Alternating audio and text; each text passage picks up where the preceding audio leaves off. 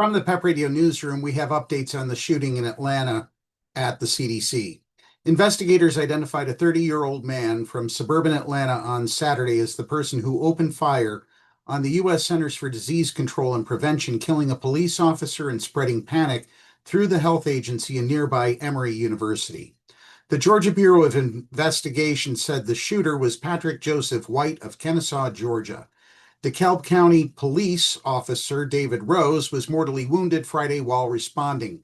No one else was hit, although police said 4 people reported to emergency rooms with symptoms of anxiety.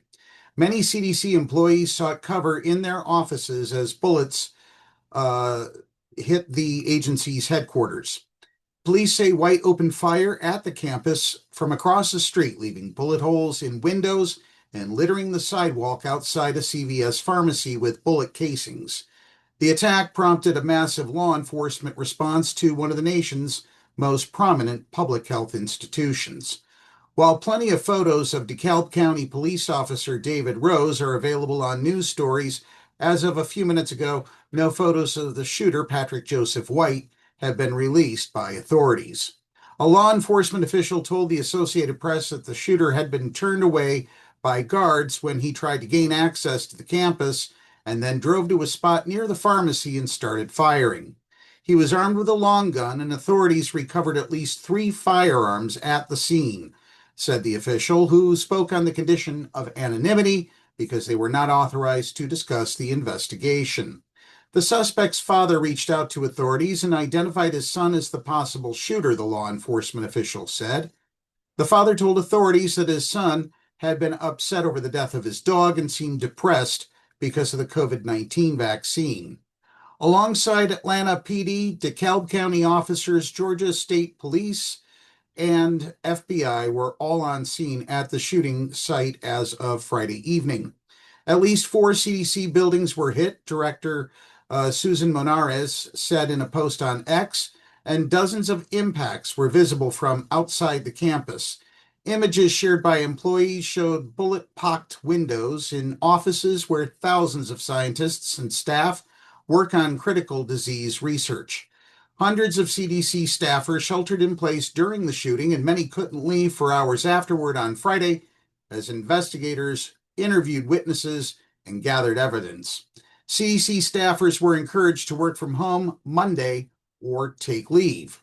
CDC workers already faced uncertain futures due to funding cuts, layoffs, and political disputes over their agency's mission. Save the CDC signs are common in some Atlanta area neighborhoods, and a group of laid-off employees has been demanding action from elected officials to push back against the Trump administration's cuts. This shooting was the physical embodiment of the narrative that has taken over, attacking science and attacking our federal workers, said Sarah Boeing, a former CDC communications staffer who was fired this year during a wave of terminations. It's devastating, said Boyne. When I saw the picture of those windows having been struck by bullets, I really lost it, she said, her voice cracking. A neighbor of White told the Atlanta Journal-Constitution that White spoke with her multiple times about his distrust of COVID-19 vaccines.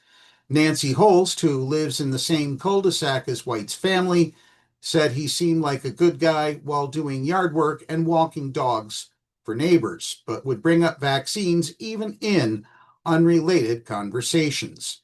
He was very unsettled, and he very deeply believed that vaccines hurt him and were hurting other people, Holst told the Atlanta newspaper. He emphatically believed that.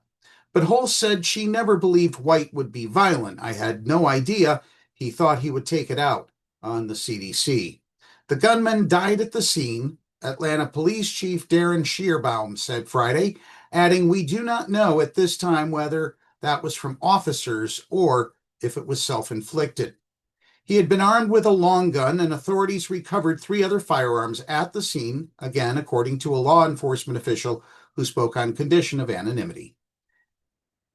As for Rose, the police officer who was shot and killed, he was age 33, a former Marine who served in Afghanistan, graduated from the police academy in March, and quickly earned the respect of his colleagues for his dedication, courage, and professionalism, DeKalb County said.